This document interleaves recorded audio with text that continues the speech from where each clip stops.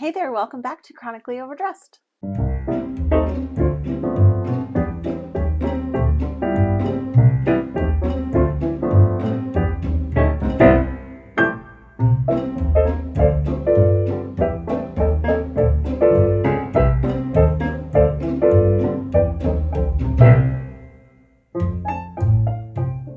It is now spring, and that always means that I get to have more beautiful flower arrangements in my house. But today I wanted to share with you one of my favorite vintage flower arranging tools, the flower frog. Flower frogs were really popular in the United States in the 20s and 30s, but they are thought to date back to 14th century Japan. They helped Japanese floral designers create these very exacting flower arrangements in a style called ikebana. References to something like a flower frog have also been seen back in 16th century France, and the first patent was issued in the United States in 1875. In 1956, a water-absorbent foam called Oasis was invented, and that pretty much drove flower frogs to extinction. Now, why are they called flower frogs? Nobody really knows the reason, but it probably comes from the fact that most of them sit in kind of a bowl of water, typical to the way a frog does. But they are also called just flower holders, flower blocks, or just flower arrangers. But I've always called them flower frogs, and pretty much any vintage or antique dealer that I've dealt with have also called them that. And I think it's adorable, so I'm going to continue to call them flower frogs. There are different types of flower frogs made from many different materials, like glass, pottery, ceramic, or metal. I'm going to share with you some of my collection, and we'll talk about the different types of flower frogs there are. The glass frogs are probably the most common. These were made pretty regularly, and you'll see here there's some that have a dome, and if you can see on the bottom they have little feet, and that's for when you set this in a bowl or a large vase. It kind of sits off the bottom a little bit so the water can basically get in there and get into the stems. So you have all of these holes here, and that's where you're going to put your flower stems, and it just helps them stay arranged in a more uniform fashion. Here's another glass version, but this one, the top sits on top of this kind of bowl vase. And as you can see, it doesn't have the feet. It's just a flat surface. So this just sets right on top there. And then you just put the water in at the bottom, and the stems sit right through. This glass one, these actually didn't come together. I put them together because they're both uranium glass. But this is a similar one to the clear. It's just a smaller version, and it has the little feet on the bottom. And then I just have this uranium glass bowl, and it sits right inside there. So you can fill this with water and just stick your stems right there in the bottom. Here's another glass frog that I recently got at a flea market. It's pink depression glass with this gold trim around the edge, and it is absolutely gorgeous. And you can see it has a flat bottom here, so it just sits right in this groove, and the bowl, you just fill that up with water and you have a beautiful flower arrangement. Then you have metal frogs. These are commonly called cage frogs, and I believe that there's a patent from 1916, and the company's called Daisy, D-A-Z-E-Y, and these basically are made of a heavier metal, sometimes lead, and they just, again, sit at the bottom of a vase or a bowl, and you just stick the stems right inside the cage and it holds them in place that way. Another variation of a metal frog would be something like this, where it's a very small little container that you would fill with water, and then you have the top portion that sits on top to arrange the flowers that way. And then a more modern type version is something like this, where it is kind of a bendable wire that you can sit on top of any sort of vessel and just kind of bend it so it sits on top there. And then you have this wire frame that you can stick your stems in that way. Then you have your pin type frogs, and these are the ones that are used in Japan for the ikebana arranging. And they're very heavy. They're, again, made of some sort of heavier metal, usually lead, and you set this in the bottom of a vase or another bowl.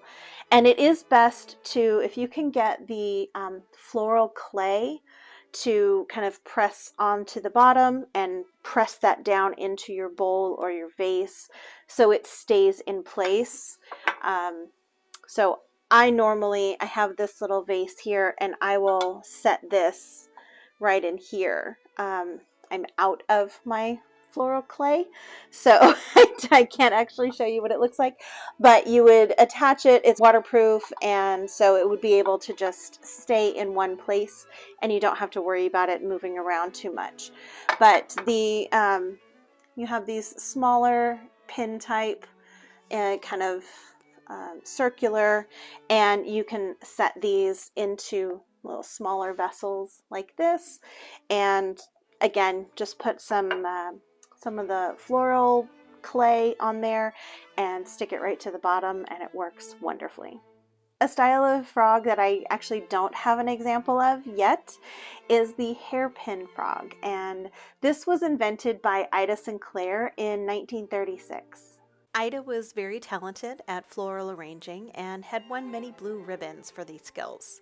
When trying to come up with a better way to keep her cut flowers to sit properly in the vase, she pulled a few hairpins from her hair and stuck them into a mold of a hot metal that her son was working on, and the first hairpin holder was born. Her Blue Ribbon Flower Holder Company was started in her basement, and her invention took off. But during the war, she did have to shut down for about 3 years after having to surrender all of her metal to the government.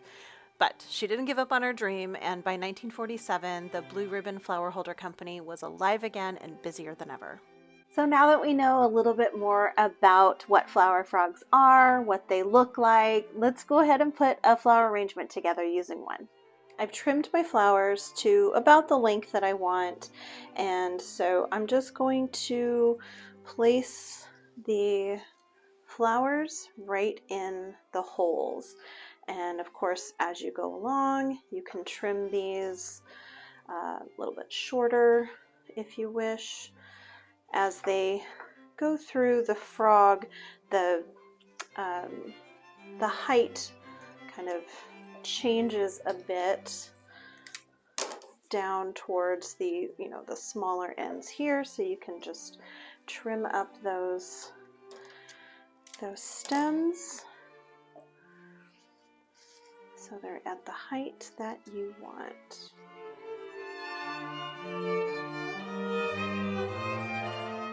Now I have a little bit of these little filler flowers that I'm going to just put on the outer holes here, just to kind of fill this up and make it look really just nice and full.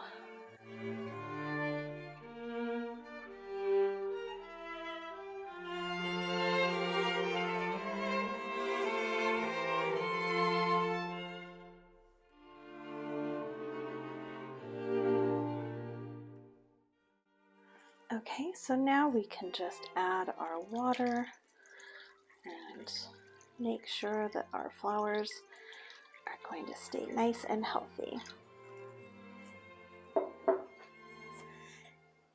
Here's our little flower arrangement.